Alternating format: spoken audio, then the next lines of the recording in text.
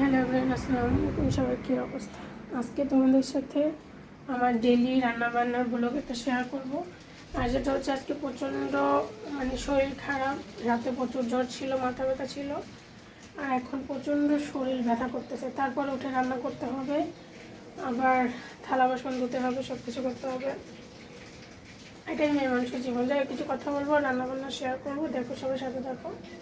আর শরীর এত ব্যথা করতেছে, ঘাট থেকে শরীরের জয়েন্টে জয়েন্টে ব্যথা করে পারতেছি না। তারপরে কি করার, আমি রান্না করব, তারপরে না সবাই খাবে।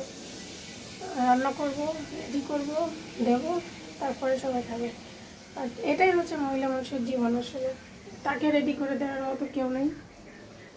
মহিলা মানুষ বলে ভুল হবে। কিছু কিছু মানুষের জীবনে কেয়ারিংটা থাকে না। তাদের জীবনে কেয়ারিং বলতে কিছু নাই, তারা নিজেদের কেয়ার নেয়।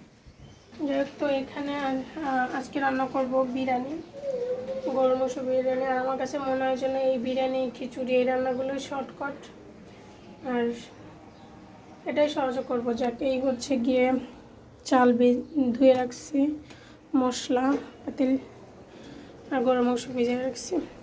তো গরুর মাংসটা ভিজতে আমি পোলাওটা আলাদা রান্না করব, কারণ আমি বিরিয়ানি রান্না করলে পোলাওটা আলাদাই রান্না করি। তারপরে গিয়ে তোমাদের মাংসর সাথে মিক্সড করে দিই, মাংসটা আলাদা রান্না করি।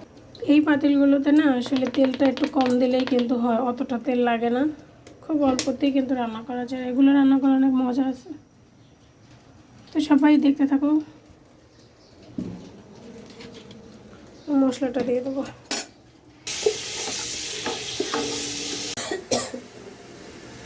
একটা আছে না, বিছানা থেকে এক পা আগায় দেওয়া, ওটাও ইচ্ছা করতেছে না যে এক পা আমি সামনে দিই। তো মশলা হয়ে গেছে, এর ভিতরে এখন চালটা দিয়ে দেবো।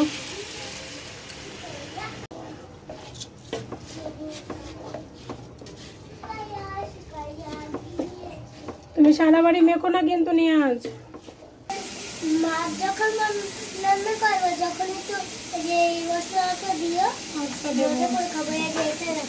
এখানে রেখে দিতে হবে না, যাও যেখানে ছিল সেখানে রেখে দাও। বিরিয়ানির চালগুলো আপনার যতটা ভেজে নেবেন ততটা একটা আঠা ছাড়া একটা জোড়া ভাব থাকে না, সেটা হয়। এই যে চাল ভাজা আমার হয়ে গেছে, এটার ভিতর পানি দিয়ে দেবো।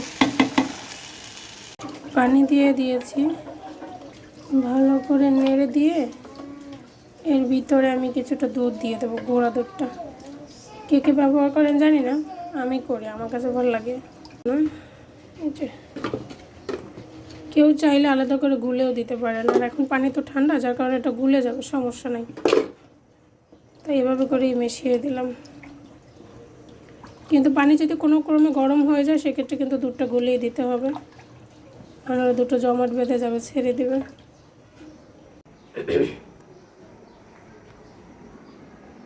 এর ভিতরে কিছুটা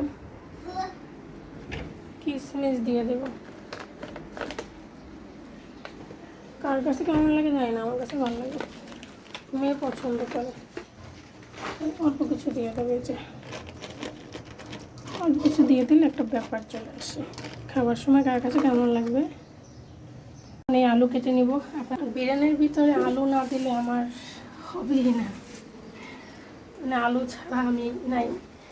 আলু টালু কেটে রেডি করি, সারা থাকুন। আলু কাটা শেষ। এখন এইখানে যে বসছি, আর এখান থেকে উঠতে ইচ্ছা করে না, দাঁড়াইতে ইচ্ছা করে না, যে উঠি, মাথায় চক্কর দিতেছে। রান্না করতেই হবে, মাংস রেডি করব। তো এখন অনেকে এসে বলবেন যে আপু ভাইয়া কই। ভাইয়া বললে না, সকালবেলা শুধু পরোটা এনে তারা খাইতে বলছিলাম, নাস্তা, ওইটাও সে পারে নাই, খাবে না, শুয়ে রয়েছে। ওগুলো বললে লাভ নাই, করতেই হবে। আলু কাটা শেষ, মশলা দিয়েছে এটার ভিতরে। এখন তাড়াতাড়ি এটা বসিয়ে দিয়ে গিয়ে শোবো। মশলাটা দিয়ে দেবো। আমি রাঁধুনি মশলাটা ব্যবহার করি, বিরিয়ানির জন্য আমার কাছে এটা ভালো লাগে। কে কোনটা ব্যবহার করেন, আজকে রান্নার স্বাদ কেমন হবে তাও জানি না। কারণ আজকে রান্না করতেছি সব পুজোকে। বোন গেছে বাড়িতে, ওদের বাড়িতে আর কি, বাড়ির কাজ চলে সেইখানে। বোনের ছেলে আছে গেস্ট, আর নাহলে আজকে আমি রান্নাই করতাম না।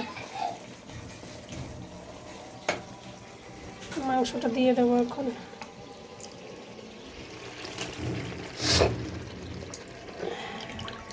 চুলা পাল্টে দিয়েছি, আলু ভিতরে দিয়ে দিয়েছি, কারণ এখনই দিয়ে দিয়েছি, এত মানে আজকে ধৈর্য কাজ করে না। হোক, আমি যে বিছনায় এখন শোবো।